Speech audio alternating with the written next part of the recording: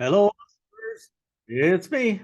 It's your old buddy, Steve Simonson, and I'm here before you today in whatever venue you have selected, whether it's audio and you got the sultry sound of Steve in your ears, or it's video and you got Steve bebopping around on the screen in front of you. Still me, both the voice and the bebopping, still me. But we're in the middle of the Founder Foundation series where I basically promised at the beginning of December 2022 to give you a gift. And that gift is the gift of Steve. Actually, the gift more accurately would be here are some general management and fundamental aspects to how you build a leadership team. And if you're following along at home, you should be able to write each of these modules down in the mini series and start to ask yourself, do I have this covered? Do I have a strategic objective? Do I have my key performance indicators? Do I have a company origin story? Have I found my personal why, or am I in the process of finding it? Like each of these is like a checklist that you should just go write down and think about it with your executive team, the people who report to you first, and then how do they disseminate further down in your organization to the extent that it's necessary. And by that, I mean, there are some things that you want to make sure that everybody gets the chance to do within your company, and other things that they receive that opportunity with their ascension in the management team. For example, if you have somebody working on a forklift or working in customer service, they may not need to have, advanced C-level training on, how to manage, complex finances or whatever. By the same token, if you're like me, we like everybody in the company to be exposed to strengths-based training. So we'll give them the strengths-based assessment early on and help identify their strengths. And then part of our objective as a management, real-world systemic management, is to identify and then figure out what those strengths mean and how they can serve that person's personal why. Like, golly, what do they want in 5 years? Do they want to be a manager? Do they want to, travel the world? What do they want? And by understanding this with your people, again, I know you can't do it all overnight, but this is how you bring people up in an organization. You find out where you're compatible, where you're each going, and finding out who's really in love with your mission and your company story, and finding out who can do the best job for you long term. All of these things are vital. I just can't stress it enough. Vital to you determining kind of the future performance of your company, because you're picking your bloody managers from the stockpile that you have. And if you don't have a good stockpile, that means you're not preparing yourself for that future that you're envisioning. All right. Let's talk about today's topic, which is time management. So I do think that a lot of us understand that we don't always maximize time, which, by any count would be our most fleeting resource, right? Time literally clicks away every second of every day. And it's not something we can buy, right? Time is not a commodity that we can just go out to the market and buy. And therefore, time must be considered precious. And how we choose to spend that time, particularly on the business time, is something that deserves some consideration. So I do know this, that there are lots of ways that time is stolen from you, right? You can think of it as almost like a bank. And how did your bank get robbed today, your bank of time? Well, somebody called you that was not on your calendar. And they didn't call you with something that was like, hey, the house is on fire, get out now. They called you with, hey, whatever happened to this thing over there, right? Which they could have structured a meeting for that, or some structured phone call later that would be on your calendar, and you'd be prepared for that call. And then, in fact, you'd be on your appropriate priority.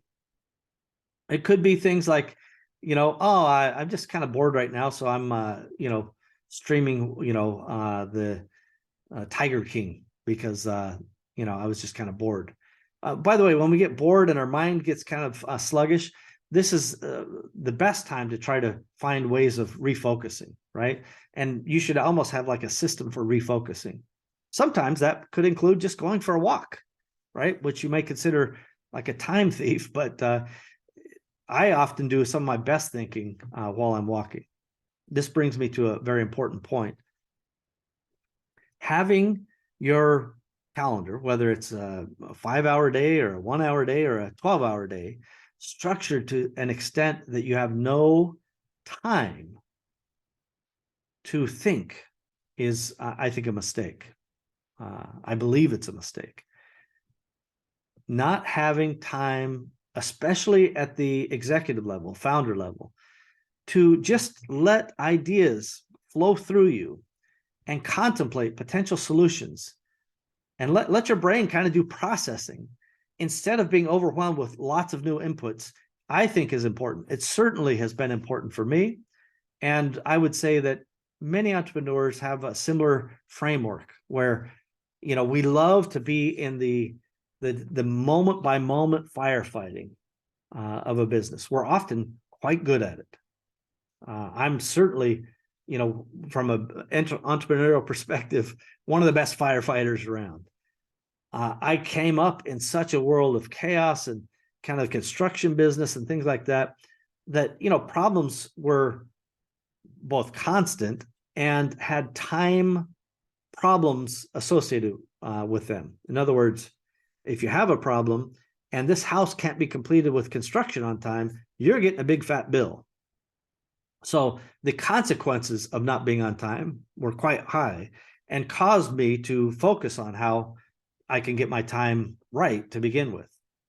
So one general concept when we think about what is our time being spent on is I would just recommend doing a time audit.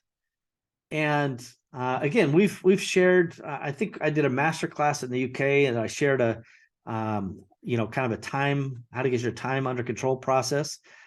And maybe we'll share that process in the future. If enough of you demand it or expect it, then, even if we don't do it for free, we'll at least make it available somewhere, whether it's Empowery and we donate it all to the nonprofit Empowery, or we try to, throw a little Scooby snack to make some promotion videos or whatever. We can share some of these things with you. But a time log is simple. You just put it in an Excel spreadsheet. What time is it? How long you spending on this, activity? And then how would you categorize that thing? And is that work some kind of work that you should be doing, right? You have to really, this is where you have to look yourself in the mirror and go, oh yeah, I should not be doing that. And we all, including myself, will find ourselves doing things that we're not the best person to do that level of work. I don't want to get into too many details on this particular episode because it'll just take us down a rabbit hole.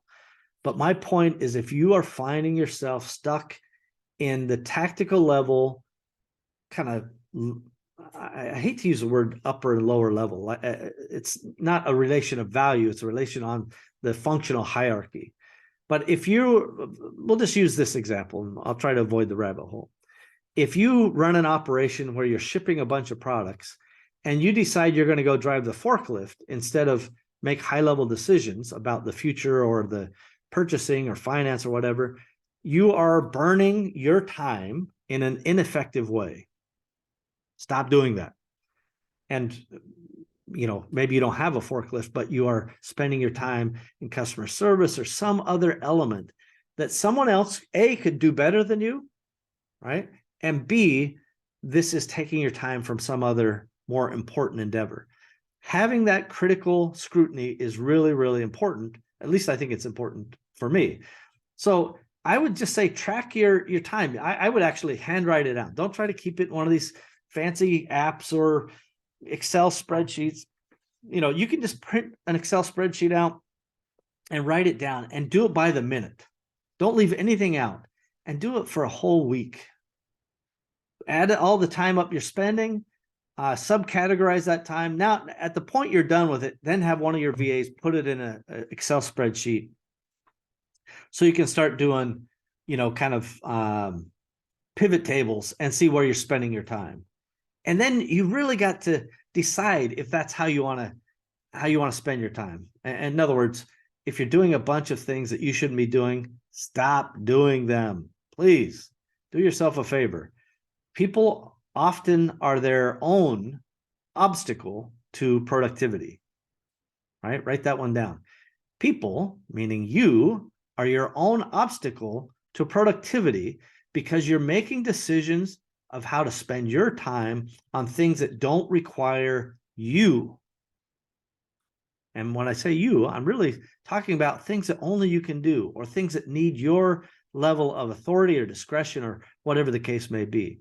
Everything else, please take steps to get those decisions off to the corresponding level of authority necessary and the competency required to make, good practical decisions. Time management, everybody, is something that, it gets occasionally talked about, but I think entrepreneurs, we don't give it enough due. We don't pay enough attention to it because we always just think, you know what? I'll just work more. I'll just work longer. I'll just work harder. Every single one of those answers is the wrong answer. If we were on Family Feud, you'd have 3 strikes, because all of those are not how you systemically manage a business. They're, in fact, the weak manager's playbook to just work longer or harder, or whatever the case may be. So don't be weak, be strong. And that means bringing up your people to be, themselves key decision makers and taking that bottleneck off of you. Time management, everybody. Founder Foundations continues. And I hope that you're getting value. Please tell us if you like this. Use the comments, use the like buttons, and the all the algorithmic things that you think would be important. Please deploy some of those right now so we can get this message amplified. I appreciate it, and I know your fellow entrepreneurs will appreciate you paying it forward. Awesomers.com. We'll see you next time, everybody. Bye-bye.